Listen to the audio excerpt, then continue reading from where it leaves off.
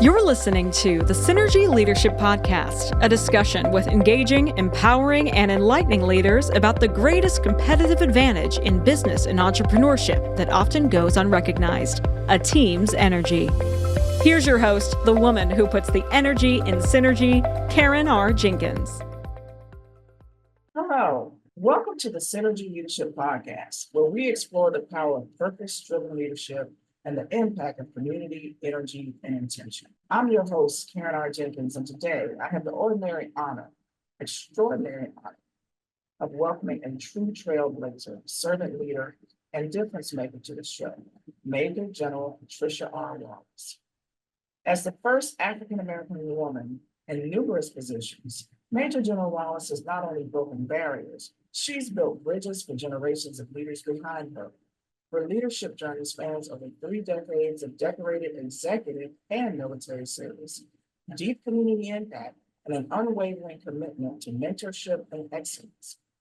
And as we honor Memorial Day this month, we take a moment to remember the brave men and women who gave the ultimate sacrifice, and to acknowledge the courageous leaders like General Wallace, who continue to serve, inspire, and lead with grace and strength.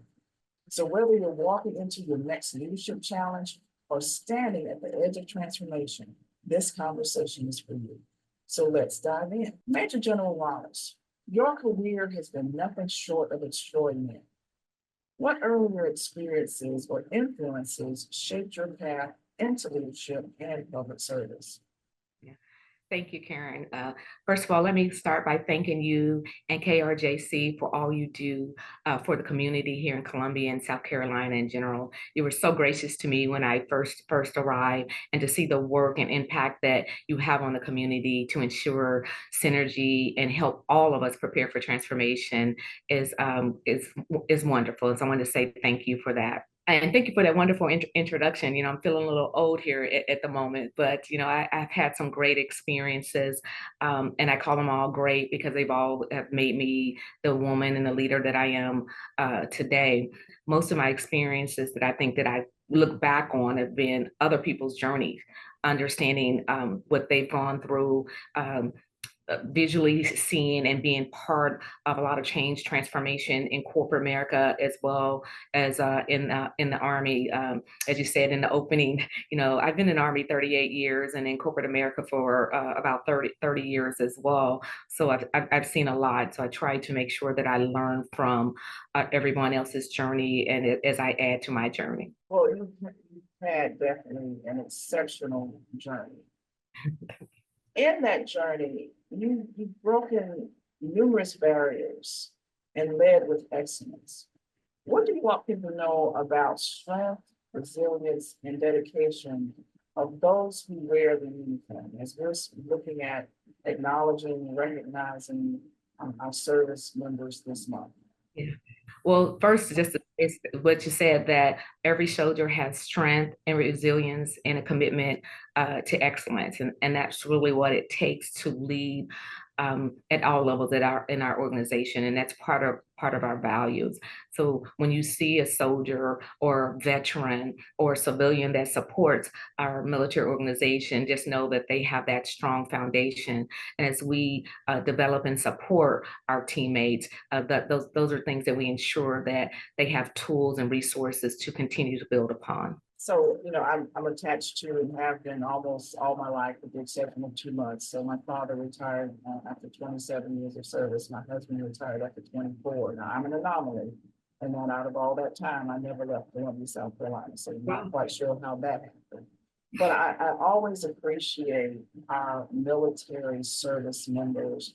Not too long ago, I went to a restaurant, and a group of them, my favorite restaurant, National Meals, and there was a group of them sitting at the table. I know it was 12 to 15 deep. And as I was walking out of the restaurant, they were talking, and I just walked up very abruptly and said, "Oh, I'm sorry, excuse me. Very serious look on my face. And I said, "I just want to thank you for your service." And I'm telling you, they could have melted like butter. Yes. But how many times do we take the time to thank the service members that make the ultimate sacrifices for us and our families? When you talk about freedom, it's not free.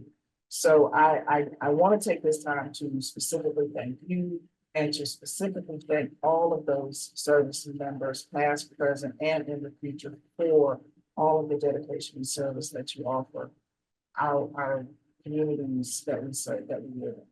Well, we thank you and your families. We know it takes a village to support all that we do. And I have to say, being here in South Carolina, I have never, in my 38 years, been in a community that's been more supported than veterans. So we say thank you to you and the community for the support, and we're honored to serve. So as we move into learning a little bit more about you, at this stage in your journey, how do you define transformational leadership? And what does it mean to lead with synergy? Yeah. That's a good question. Transformational leadership means, for me, continual leadership, a leadership with a strong presence. At this time, in our society and in the military and all the things that are going on, it's important that individuals who are leaders, and we're all leaders at some level, that we lead, that we understand what the problem set is and what the issues and concerns are, to help individuals keep my father used to say, keep the main thing, so that we can all get through it together. It's important to remember when people talk about transformational leaders or leadership, sometimes I have to pause because we're always changing. We're always going through something. So what I would say is that transformational leadership or leaders it's just continual, and that we just have to push through every moment, look at every moment as an opportunity, and stay focused on what the change is, the intent of the change, and not so much on the how. And learn from the how, and be reflective later on. But if we keep the main thing, and continue to lead, we'll get through it. And I love the focus on the main thing, There's so much going on right now, in the world, right, in our nation and everywhere. And it almost feels like a game of whack-a-mole, right? One thing's popping here, one thing's popping there. And as I have with my team that I lead and the people that I mentor, and I love to hear from you that you're doing the same thing, is having individuals keep their focus on what's in front of them. Out there, things are happening, and some things we have control over, some things we don't. And if we focus on the things that we have control over, and we stay intentional, I think it helps our stress level too, right? You only have so much bandwidth to focus on one given thing. So again, keeping the main thing, I think is probably some of the best advice that I've heard through this process that we've been experiencing. Yeah. So you have led a diverse group of individuals across high stakes environments. In doing so, what role does emotional intelligence and intention and energy play in your specific leadership style? My style, I really try to be an authentic leader. I know we hear that word a lot, but that's important to me, for individuals to be able to be themselves. And when we speak of emotional intelligence, part of that is having the ability to accept individuals as themselves, to accept and receive the skills, the background, the culture that individuals are bringing to the table, so that we can all be better. Right. So when I do a lot of reflection, at least the last 5 years I have, as a seasoned woman, I have a lot to reflect on, and that's definitely helped my emotional intelligence to understand my areas of opportunities, my biases, my left and right limits. So I've been able to take a lot of things that I've learned and picked up over the years and utilize those things. But again, it comes from reflection.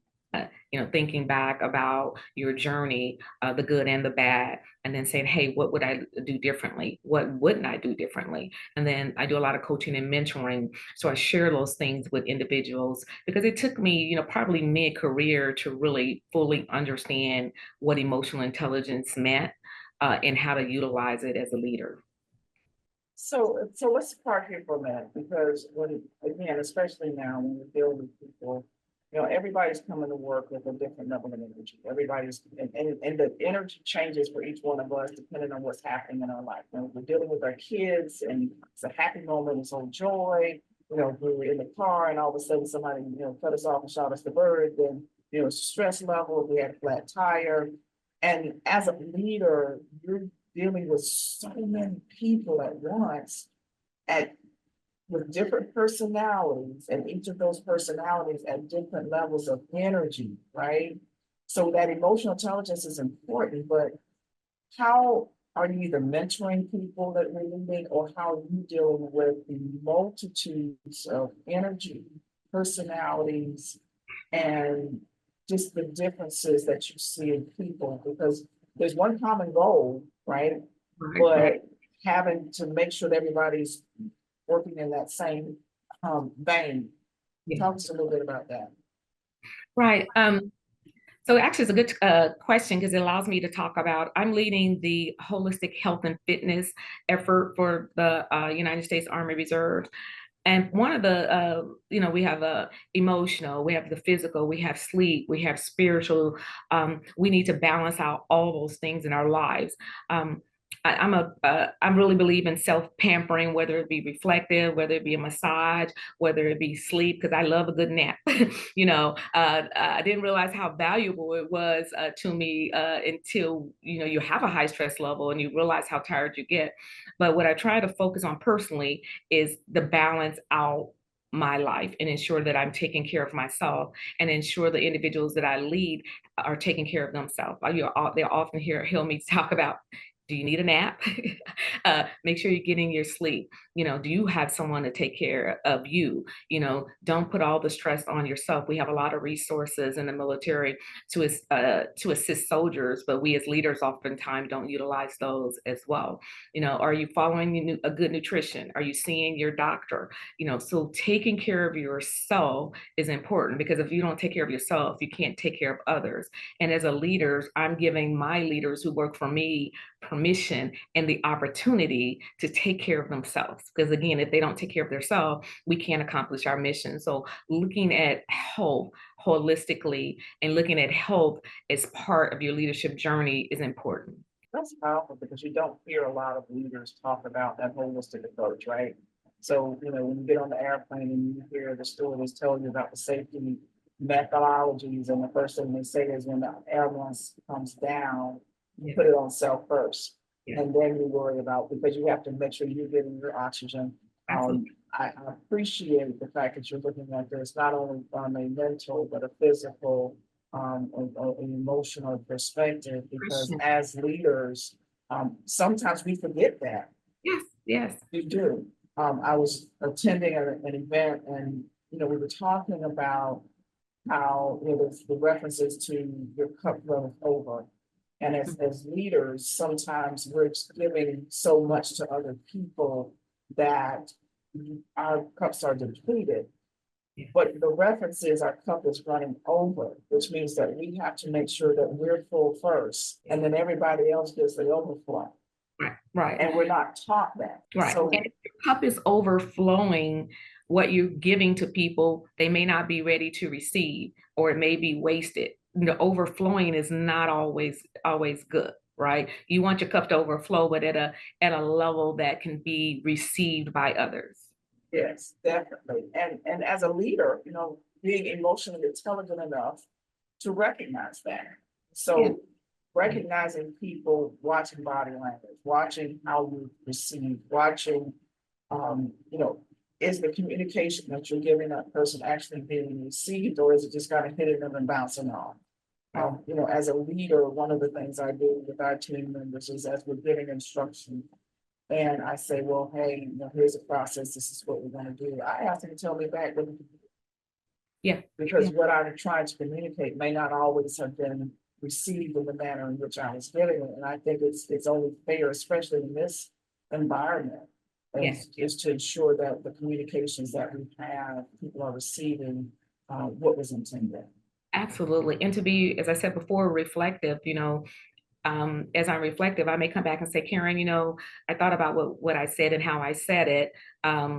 I apologize, or I just want to make sure you receive it as I intended, right? Because you're right. These times can be a little bit stressful, and there's a lot going on. So as I reflect, we're not all perfect, but that reflection helps me correct path when I need to as well.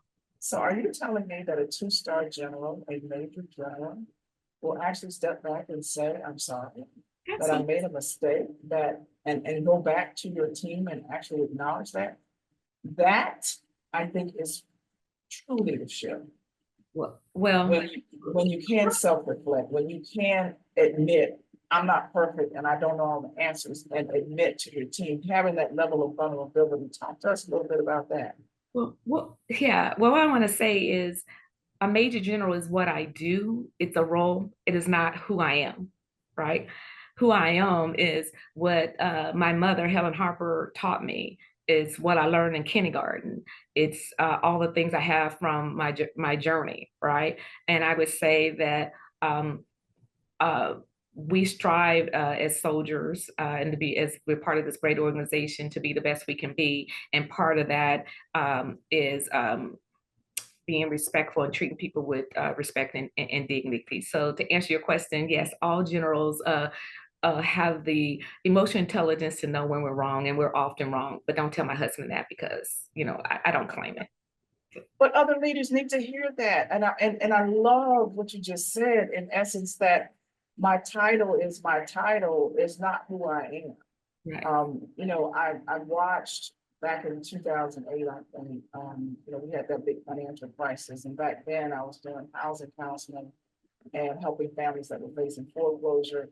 And we did financial literacy and things of that nature. But the stories that came across of people that were faced with some type of financial crisis, or they lost a home, or they lost whatever, and some of them were committed suicide because they thought that their title, right, the thing that they did that somehow didn't go well, was them, and they couldn't take it. And it is important that people understand that the roles that you play is not the core of who you are.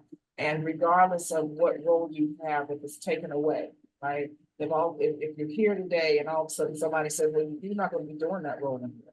Or if you have a car and they say, okay, we can't make the payments, and all of a sudden you don't have the car anymore, or the house is taken away. There are a lot of changes going on right now in the federal government with jobs and spaces. So help our leaders now, and I want you to drill down just a little bit more in the I am not my title, and that it is okay if I don't have that anymore. That I can step back into the who I truly am and who I was raised to be. Because I think our listeners need to hear that, especially with what's going on right now. Not feeling like if you're not in the same position, because it's part of change. If you're not in the same position that you started at the beginning of the year, if you're doing something different, if you're retiring, if you're getting placed in a different role, give them some tips on how they can kind of take life the way that you just explained it. Right. Well, a couple of things, I'll start with being an Army reservist. That means I was able to work in corporate America and be a soldier for a good 30 years simultaneously, right? So that means I've gained a lot of skill sets that transfer back and forth.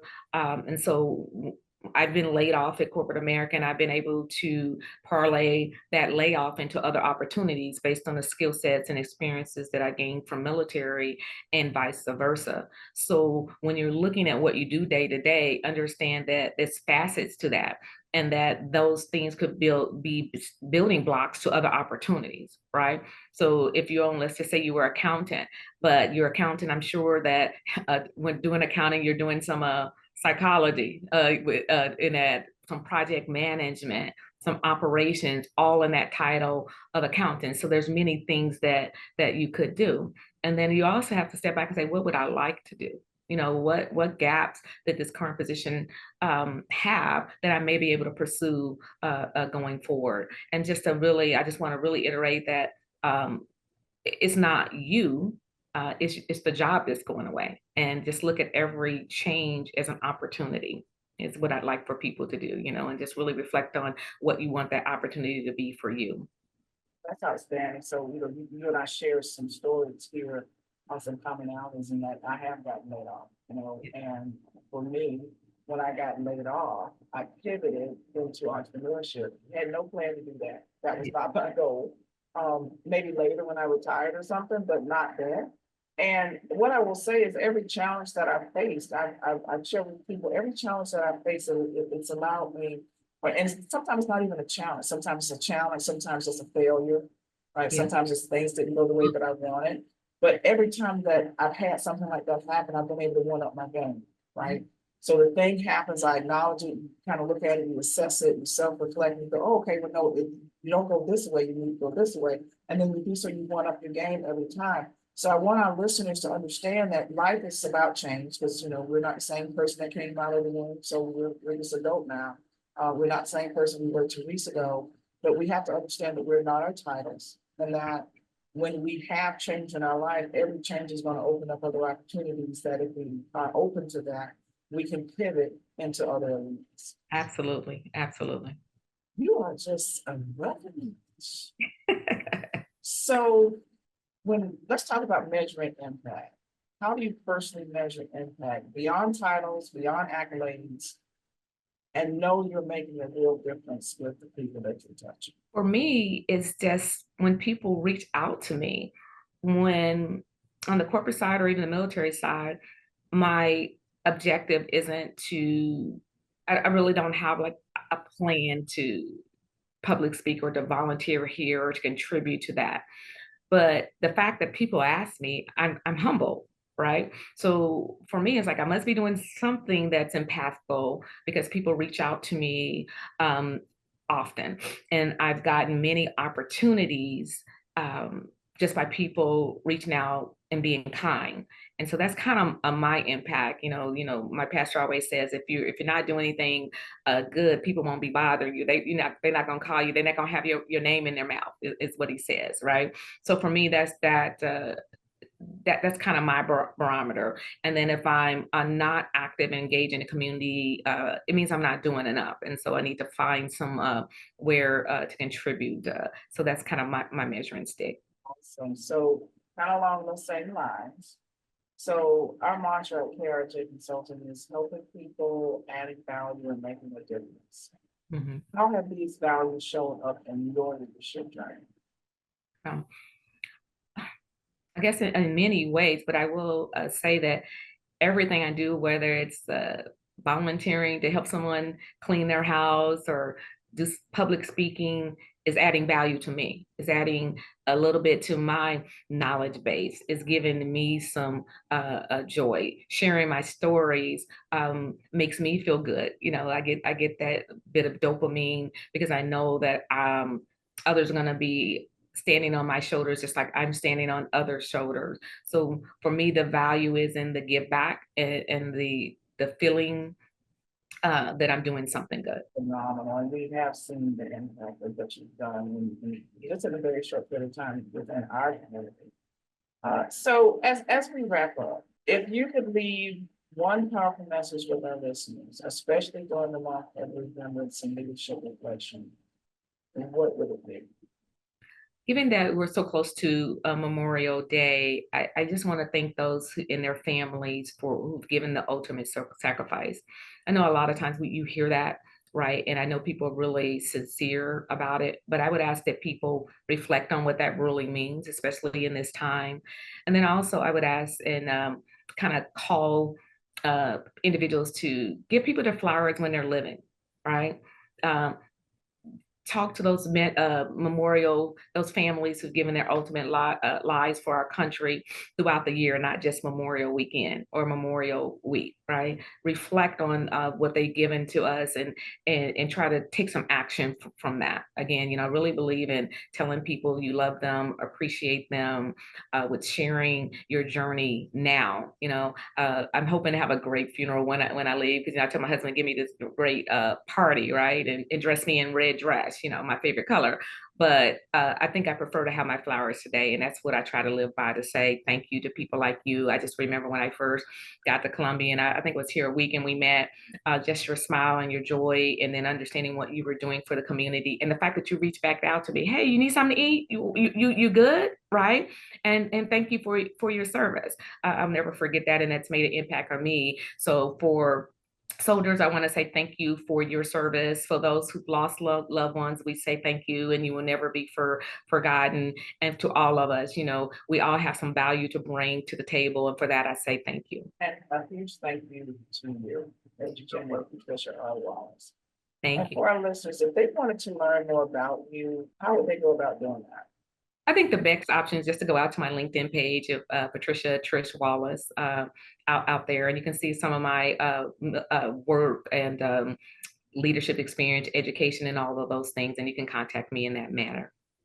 Thank you so much. Again, we so appreciate you taking time to share your wealth of wisdom with us. We thank you for your sacrifices. We thank all of our military soldiers, past, present, and future, for their sacrifices.